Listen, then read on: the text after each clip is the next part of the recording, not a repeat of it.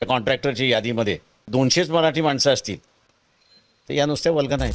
उद्धव ठाकरे यांनी एवढी वर्ष तुमच्याकडे महानगरपालिका होती आणि दर वर्षाला तुम्ही असणारा सर्वसाधारणपणे 80,000 कोटीचे कॉन्ट्रॅक्ट्स देतात. हे 80,000 कोटीचे कॉन्ट्रॅक्ट्स तुम्ही किती मराठी माणसाला दिले त्याचा आकडा फक्त बाहेर पडा.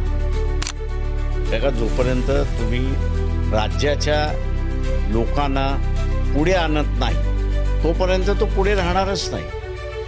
हे नुसतं मराठी माणूस हे नुसतं मताचं राजकारण आहे असं मी त्या ठिकाणी मानतो. त्याच्या पलीकडे इट हॅज नो व्हॅल्यू. त्यांनी यादी जाहीर केली की आमच्या असणाऱ्या 80,000 कोटीचे कॉन्ट्रॅक्ट्स दिलेले आहेत. त्याच्यापैकी हे 2,000 कॉन्ट्रॅक्टर्स आहेत आणि या 2,000 कॉन्ट्रॅक्टरपैकी 1,200 कॉन्ट्रॅक्टर हे महाराष्ट्रीयन आहेत. असं जर त्यांनी म्हटलं तर मी म्हणेन त्यांच्या मराठी माणसाच्या स्लोगनला अर्थ आहे.